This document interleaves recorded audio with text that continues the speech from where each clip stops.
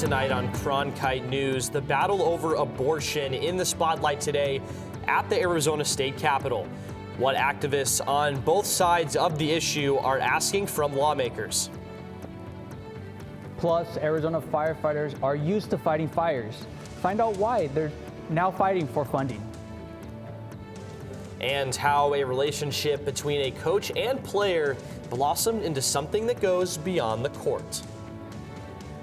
Good evening and welcome to Cronkite News. I'm Jacob Seaver. And I'm Sebastian Mundaka. Thank you for joining us. A judge has officially ruled Arizona's abortion ban unconstitutional following the passage of Proposition 139, a measure that enshrined abortion rights into the state's constitution. Today, reproductive right activists rallied at the state capitol to send the message. Cronkite News reporter Alana Goodman tells us what that message is. Activists at the Capitol today say they want politicians out of private medical decisions and vowed to keep fighting for abortion rights. Last November, voters approved Proposition 139, which enshrines the right to abortion before fetal viability in the state constitution. And while activists applauded the court's decision today, they say they are worried about future efforts, including bills at the legislature that would restrict access to medical abortions.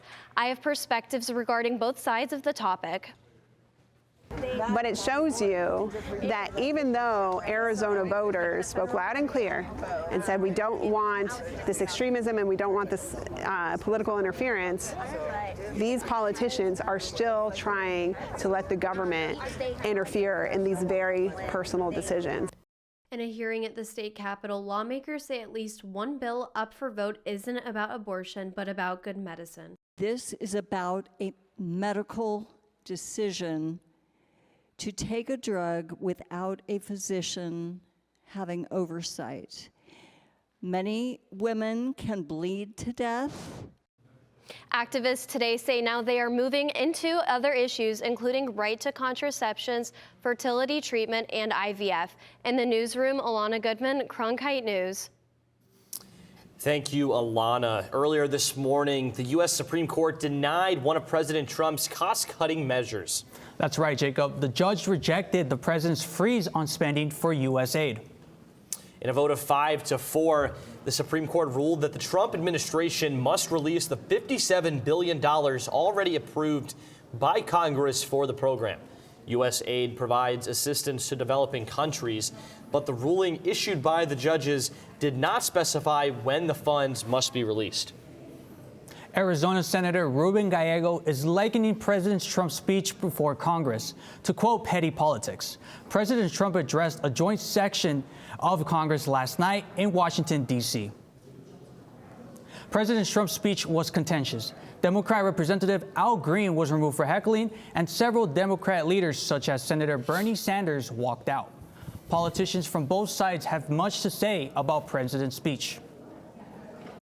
The president gave a rambling and an unfocused speech. He spent as much time talking about Greenland and retaking the Panama Canal and onward to Mars as he did about anything related to prices at the pump or the grocery store, how to bring down the price of eggs and deal with the challenges that working families are facing. President Trump gave a phenomenal speech. Really laid out what's great about America, how he's going to get our country back on track, things he's already done in historic fashion in just 6 weeks to start addressing things like securing our border. I mean, we've got border crossings down over 90% since Donald Trump took office. President Trump's speech ran about an hour and 40 minutes, which is the longest address to a joint session of Congress since 1964, according to the American Presidency Project. Lawmakers in Arizona have come up with a plan to combat the threat of wildfires. Now, just imagine being on the front lines of a wildfire and not being able to talk with your team. Well, that's the sad reality for many firefighters in our state. Caress Melanie went to a fire department up north and tells us a change may come if firefighters get their needed funding. Fighting fires isn't as easy as putting out flames. It's about having the right resources at the right time. Some fire departments express that they are stretched thin with resources, so legislators are now proposing a bill to provide more funding to fire departments in Arizona. You can show Engine 41 responding to I would say the communication system is crucial. I mean, as far as wildfires, it's always the first thing that comes up that might be an issue. If firefighters can't talk or communicate with each other, it's a safety concern. Senate Bill 1297 will give fire departments $6.5 million for 3 years to improve real-time response efforts.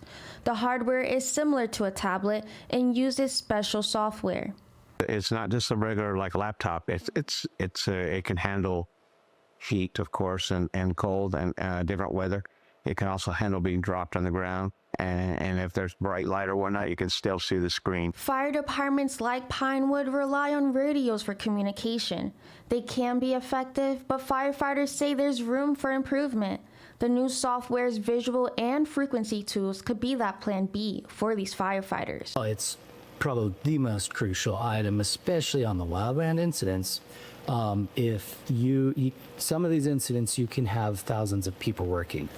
And if groups on one side of the fire have no idea what's happening on this flank of the fire and it's not communicated across, they could be caught in a very bad situation. And we've seen that happen in the state. Yarnell fire, 19 firefighters passed away. Communications was a piece of that. According to the Department of Forestry and Fire Management, Arizona experiences over 8,000 wildfires a year. And while firefighters look forward to the new technology, they are concerned this grant won't come in time to assist with this year's fires. In Munns Park, Caress Melanie, Cronkite News. If the bill is passed, grants will be awarded to fire departments on a first-come, first-served basis. Coming up next, a new proposal that could change a part of downtown Phoenix. But this proposal has caused mixed emotions. That's less than 1% of the year being used for event space, while we have to deal 99% of the consequences. We'll have more on what this proposal entails after the break. Plus, it's been a beautiful few days around the valley, but it's not going to last long because a big storm is headed our way. Your forecast is coming up next.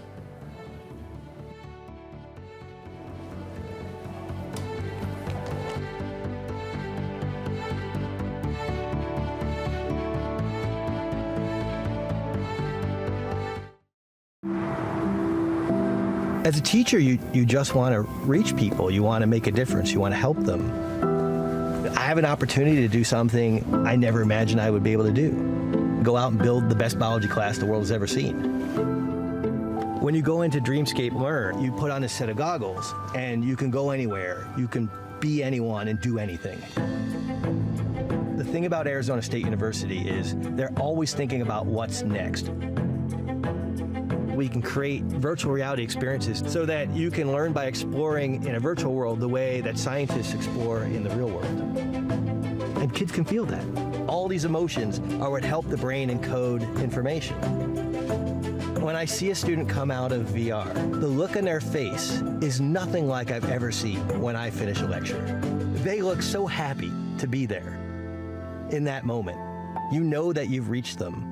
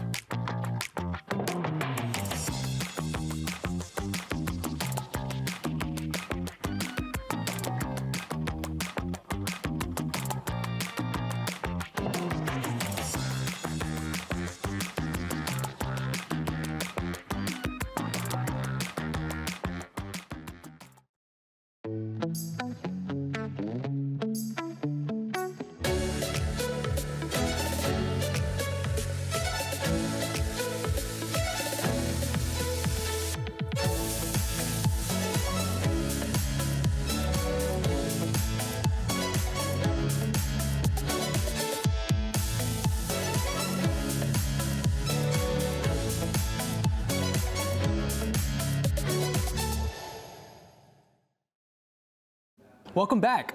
A part of downtown Phoenix could look different if a new proposed facelift gets approved.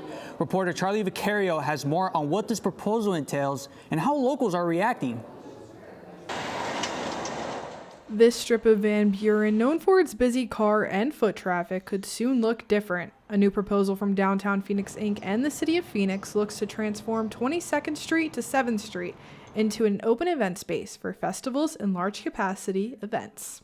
Van Buren emerged as a really good candidate for a number of reasons. It's centrally located. It's got really good proximity to the convention center, to major hotels.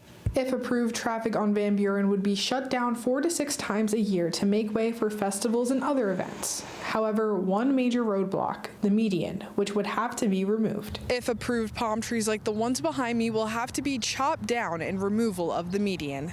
Beyond the look, there are concerns about traffic flow and pedestrian safety. You're creating an environment where cars are no longer getting, the drivers of the cars are no longer getting this subconscious encouragement to slow down. It's going to feel more like a highway. Not everyone is convinced this project is the right move. Jamie Truffin, president of a downtown neighborhood association, is concerned about the lack of use of the new space. If they're saying 3 to 4 times a year, that's less than 1% of the year being used for event space, while we have to deal 99% of the consequences and the negative externalities that this will bring to us. The Phoenix Street Transportation Department mentioned in an email they are still seeking input from the community, and community members we talked to say they hope the city will take their concerns into consideration. In Phoenix, Charlie Vicario, Cronkite News. A decision is expected later this year, and many are hoping to come to an agreement to bring a new destination to downtown.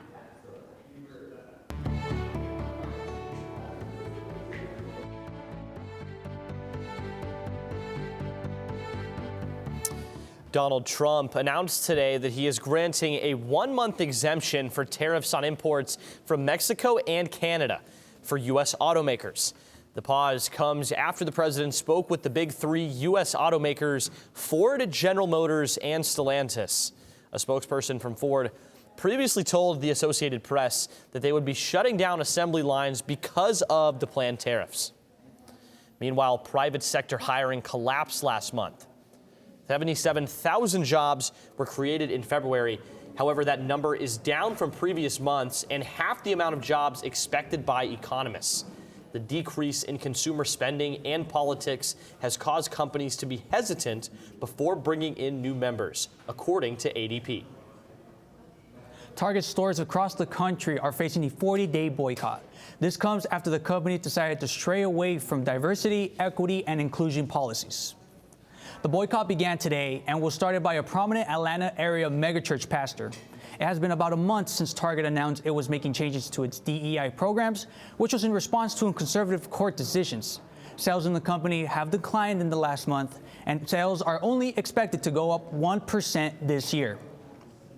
And now on to some severe weather. A deadly storm struck the south, which left at least 3 people dead in Mississippi. The storm damaged homes, caused power outages, and ripped the roofs off of buildings. The storm's winds were felt all the way in Texas, Alabama, and Tennessee as many people went without power. The storm is expected to strengthen as it moves to the East Coast, and with it brings lots of rain, thunderstorms, and in some parts, tornadoes. While we won't be expecting tornadoes in Arizona anytime soon, we should be seeing some rain across the valley. That's right, and Luke Carter will now join us from the Cronkite Weather Center with what we can expect towards the end of the week. That is right, guys. We can be expecting some rain later this week in Arizona, but right now it's quite beautiful outside. 75 degrees if you leave your house right now, and a slow decrease through the rest of the night until we get to 69 at 10 p.m. But if you have some outdoor activities planned, it's a great night for that. Now let's take a look at our overnight lows in the state of Arizona. In the northern part, particularly quite cold. 19 degrees in Flagstaff, 18 up in the Grand Canyon, quite cold. Let's take a look at our high temperatures for tomorrow, and the highs aren't that high. 68 in Yuma, 68 in Tucson, 2 of our cities that are typically quite warm. Not too warm tomorrow, nowhere in the state of Arizona with a high over 70 degrees. Prepare those sweatshirts tomorrow. And as we mentioned, the change in weather is coming. Friday, we will be expecting some rain. Those showers will begin pouring on you at around 2 p.m. Have your umbrellas ready. But fear not, your weekend plans are not not ruined because those clouds will be moving on out of the way, should be fully out of here by Sunday as we look ahead to our 8-day forecast. 70% chance of rain on Friday, as we mentioned, but it's followed by a nice sunny day on Saturday. Still a 10% chance of rain, but on Sunday in particular, if you're going out to a spring training game, spend some good time outside. A high of 76 with sunny skies, a beautiful day. 82 on Monday with a little bit of cloud cover before we're back to the rain on Tuesday. 50% chance there with the clouds coming back. From the Cronkite Weather Center, I'm Luke Carter. Thanks, Luke. Coming up next, Mountain America Stadium is staying busy, but not because the Big 12 champions are playing football. That's right, Jacob. ASU 365 community set up shop for this event for the second year in a row. See how this event puts golfers' games to the test after the break.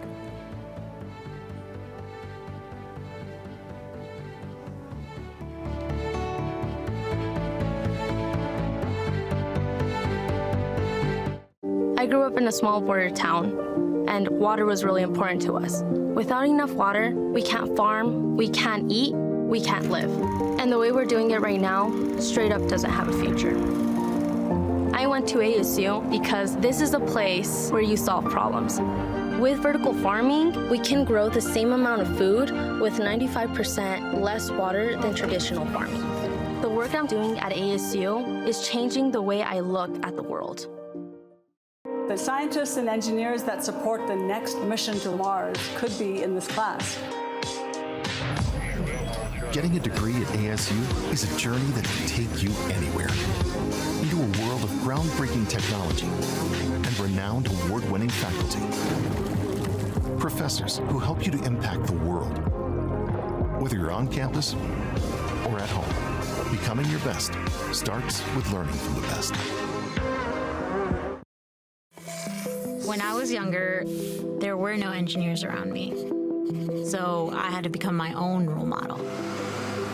At ASU, I wasn't just learning to be an engineer, I was actually engineering. And graduating, I already had real-world jobs lined up.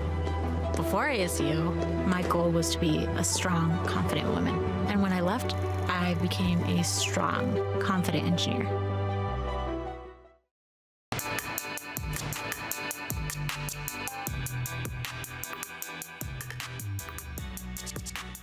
Welcome to the Cronkite Sports Report. I'm Andres Armenta. It was a big night in Tucson as the Wildcats and Sun Devils faced off in men's hoops, fighting for the Territorial Cup. The Wildcats ended up defeating the Sun Devils 113-100 in a shootout. The Sun Devils shot 46% from the field, making 12 three-pointers, while the Wildcats were even more efficient, shooting 59%. ASU point guard Alston Mason was on fire, dropping 33 points, while Caleb Love added 21 of his own for the Wildcats. Sparky's Fairway is back and better than ever. After a successful launch last year, ASU 365 Community Union set up shop once again at Mountain America Stadium. And Cronkite News reporter Quentin Presley reports why this year had a charitable twist to it. The home of the 2024 Big 12 Conference champs turned into a driving range for the second annual Sparky's Fairway event with all sorts of new features. From adding a clubhouse and cornhole to a new fundraising game that puts golfers' short game to the test. We've got a new fundraising element with our chipping challenge, so you can buy in to participate in the chipping challenge, and the funding from the chipping challenge goes to support both ASU Grads for Golf and ASU 365 Community Union programming. The popular event drew sponsors who wanted in on the action, with Four Peaks as one of the presenting sponsors. The boost in engagement is mainly due to the evolution of the event. So it's evolved into a fundraising piece that we actually didn't take into account when we were first doing Sparky's Fairway, but it's really turning into that sort of event. Sparky's Fairway helps fund student programs, including a unique initiative that teaches ASU law students how to network on the golf course, where nailing a shot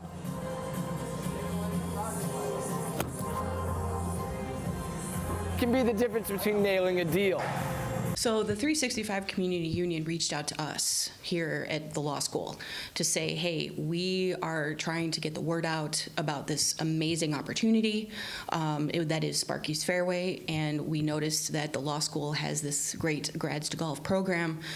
Would you guys like to participate? And we just took it from there. Sparky's Fairway was on par with helping out Sun Devils, getting the community to come together, and rocking Mountain America Stadium this spring. In Tempe, Quentin Presley, Cronkite News. Sparky's Fairway will be available to the public every weekend until March 16th. Last night, the Suns turned what looked like another uninspiring loss into a record-setting win. Phoenix overcame its 23-point deficit, the largest ever in franchise history, to beat the Clippers 119-117. Coming up for the Suns will be a tough road trip. These next 4 games are going to be crucial if the Suns want to make a chance to push for the playoffs, as they currently sit as the 11th seed in the Western Conference, just outside of play-in contention. Over the last 5 years, ASU women's basketball head coach Natasha Adair and point guard Ty Skinner have fostered a tight connection on and off the court. Cronkite News reporter John Kinney has the story on the relationship between player and coach. The relationship between a player and a head coach is a special dynamic in any sport. For ASU head coach Natasha Adair, she has shared that relation with Ty Skinner for a long time, building a bond that extends beyond the court. When you have those players follow you and just the connections, the relationships. I mean, Isadora Sosa was in the hallway just now and just talking to them. They're not just players, right? They're extended family. Ty Skinner has played under head coach Natasha Adair the last 5 years, which includes 2 years at Delaware and the last 3 years here at Arizona State. While Coach Adair has taught Skinner about basketball, Skinner has also done the same for Adair. I think she's taught me just about how to bring out just that fire in a player and having that point guard with confidence, that coach on the floor. I like the coach-player relationship. You can learn so much from your players. Skinner has been through the ups and downs with Coach Adair, dating all the way back to her freshman year at Delaware. I remember my freshman year just coming in with her, calling her every day, and everybody was like, why do you call the head coach so much? And I don't know, just out the gate, I had a really good connection with her. Together, won championship together, been to the Final Four in IT. We just been through a lot together, so it's been great. It's been a blessing, and she's part of the family, so I don't say that lightly. As the end of Ty Skinner's college basketball career is near at Arizona State, her relationship with Coach Adair will always be strong. In Tempe, John Kinney, Cronkite News. Up next for Ty Skinner and Arizona State's women's basketball is the Big 12 Women's Basketball Tournament, starting today in Kansas City, where the Sun Devils will be taking on Cincinnati. That's it for tonight's Cronkite Sports Report. I'm Andres Armenta. Now back to Jacob and Sebastian at the desk. Coming up next, a special honor for a very special boy. That's right, Jacob. He's now a part of one of America's oldest law enforcement agencies. After the break, find out why this teenager can add Secret Service agent to his resume. His inspiring story is coming up next. As a teacher, you just want to reach people. You want to make a difference. You want to help them. I have an opportunity to do something I never imagined I would be able to do. Go out and build the best biology class the world has ever seen. When you go into Dreamscape Learn, you put on a set of goggles and you can go anywhere. You can be anyone and do anything. The thing about Arizona State University is they're always thinking about what's next. We can create virtual reality experiences so that you can learn by exploring in a virtual world the way that scientists explore in the real world. And kids can feel that. All these emotions are what help the brain encode information. When I see a student come out of VR, the look on their face is nothing like I've ever seen when I finish a lecture. They look so happy to be there in that moment. You know that you've reached them.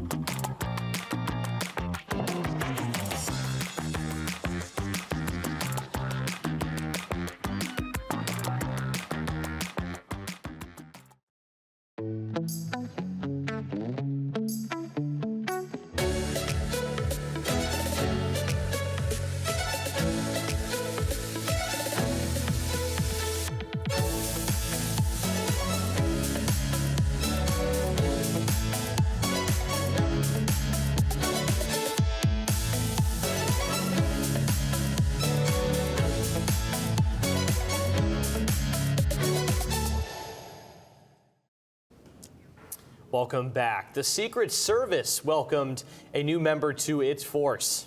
That's right. 13-year-old DJ Daniel was named an honorary Secret Service agent during President Trump's address to Congress. Daniel was diagnosed with terminal brain and spine cancer in 2018 and has always dreamed of becoming a police officer. And as he traveled around the country for treatment, he was also sworn in as an honorary officer at hundreds of police departments. And he can now add Secret Service agent to his resume. That's going to do it for tonight's edition of Cronkite News. I'm Jacob Seaver. And I'm Sebastian Mondaka. Thank you for joining us. And to see top Arizona stories anytime, log on to cronkitenews.azpbs.org.